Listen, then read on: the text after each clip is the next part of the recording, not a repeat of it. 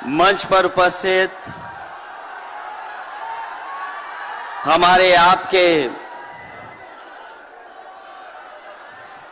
और देश के बड़े नेता आदरणीय लालू प्रसाद यादव जी, जिन पर हमें और आपको विश्वास है, वो लगातार जन विश्वास यात्रा के माध्यम से आज ऐतिहासिक गांधी मैदान में ऐतिहासिक जन विश्वास महारैली के नायक नेता प्रतिपक्ष बिहार तेजस्वी प्रसाद यादव जी, कांग्रेस पार्टी के राष्ट्रीय अध्यक्ष आदरणीय मल्लिकार्जुन खड़गे जी, राहुल गांधी जी, आदरणीय राबड़ी देवी जी, महासचिव सीपीएम सीताराम येचुरी जी, डी राजा साहब, सीपीआई एमएल दीपांकर भट्टाचार्य जी, केसी वेणुगोपाल जी, जनाब अब्दुल बरी सिद्दीकी साहब, तेज प्रताप यादव जी और मंच पर उपस्थित बड़ी संख्या में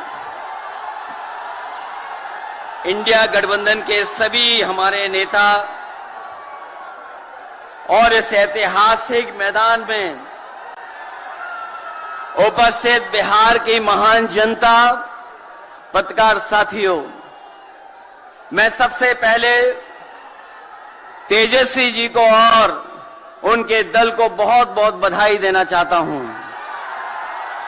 साथ ही साथ इस इंडिया गठबंधन और महागठबंधन के जितने भी दल हैं, जिनके कार्यकर्ता मैं देख रहा हूं मैदान में तो है ही, पटना के चारों तरफ और पटना की सड़कों पर मुझे दिखाई दिए हैं, जिन्होंने चुनाव शुरू होते ही ऐलान कर दिया है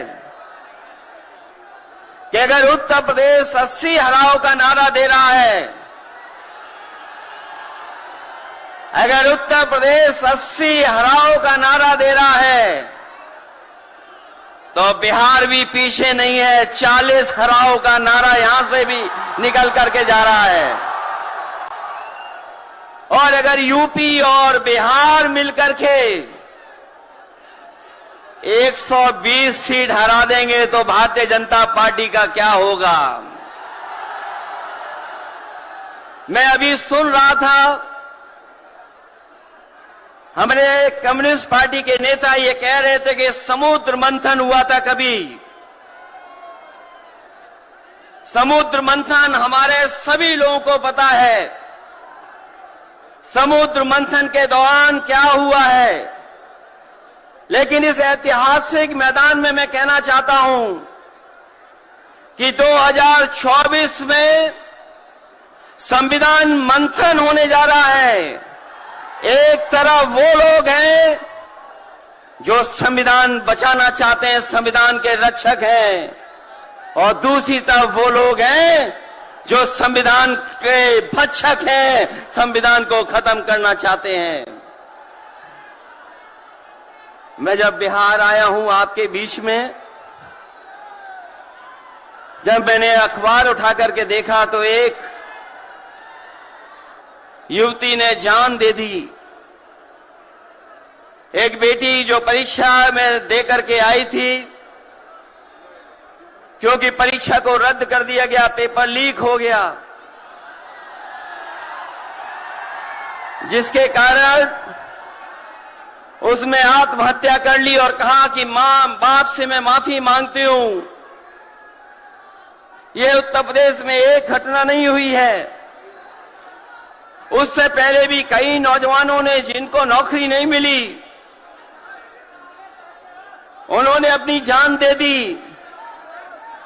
जिस से मैं चुन करके आता था, वहां भी एक ब्रजेश पाल बेटे ने, हमारी आपकी उम्र से कम उम्र, उस नौजवान ने पढ़ी लिखी डिग्री जो थी, उन डिग्रियों को जला करके और आत्महत्या कर ली। ये हालत है देश की। और वहां पर उत्तर प्रदेश में जहां पर से प्रधानमंत्री चुन करके जाते हैं, जनता ने भरोसा किया उन पर, उनको बहुमत दे दिया, लेकिन डबल इंजन की सरकार ने बेरोजगारी दी है। मुझे खुशी है कि तेजस्वी ने यहां पर नौकरियां दे दी, रोजगार दे दिए, और हम तो वहां 60 लाख बच्चे जिनको पेपर नहीं लिख पाए उनका हिसाब किताब लगाते हैं। उनका अगर हम बड़ा परिवार न माने, केवल 3 सदस्य परिवार के माने, बेटा और मां बाप, तो 60 का गुणा 3, 1 करोड़ 80 लाख वोट, और 1 करोड़ 80 लाख लोगों को अगर हमने भाग दे दिया 80 लोकसभा से, तो केवल उत्तर प्रदेश में 2,25,000 हर लोकसभा में वोट कम हो गया है। लेकिन तेजस्वी ने बिहार में पलट करके दूसरा काम किया। अभी 3 लाख नौकरी दी, हिसाब लगा लो कितने परिवारों का जीवन बदला। और सोचो 10 लाख नौकरी मिल जाती तो कितना परिवारों का भविष्य बदल जाता। इसलिए जो लोग कहते हैं कि परिवार वाले हम लोग हैं, ये जो आरोप लगाते हैं परिवार वाला आरोप हम लोगों पर, मैं उन भारतीय जनता पार्टी के लोगों से कहना चाहता हूं कि भारतीय जनता पार्टी इस बात संकल्प ले कि किसी परिवार वाले को टिकट नहीं देंगे, और संकल्प ये भी ले कि किसी परिवार वाले से वोट मांगने भारतीय जनता पार्टी के लोग नहीं जाएंगे। मैं तो ये जोश देख रहा हूं यहां मैदान में, ये जो जोश दिखाई दे रहा है यही बदलाव लाएगा, यही भाजपा को हटाएगा। जब जोशीले नौजवान मिल जाते हैं तो बड़े बड़े लोगों का तख्त हिल जाता है। तो इस बार उन्हें आप बाहर करोगे कि नहीं करोगे? पहली सूची बीजेपी की आ गई, उस सूची में बिहार बाहर है, बिहार नहीं है उसमें। इसलिए बिहार से वो बाहर जाने वाले हैं, यूपी वाले भी बाहर कर रहे हैं उन्हें। इसलिए मैं आप सबका धन्यवाद देता हुआ, और आदरणीय लालू प्रसाद यादव जी का मैं विशेष धन्यवाद दूंगा कि जो इस रैली में पधार करके न जाने कितने लोगों का मनोबल बढ़ाने का काम कर रहे हैं। न केवल यूपी के लोगों का, बिहार और देश के लोगों का मनोबल बढ़ा रहे हैं। और जो तकलीफ और परेशानी उन्होंने जीवन में देखी है वो राजनीतिक देखी है। ये राजनीति की वजह से तकलीफ और परेशानी है। मैं अभी तेजस्वी जी को सुन रहा था, उन्होंने कहा कि एक एजेंसी आ गई।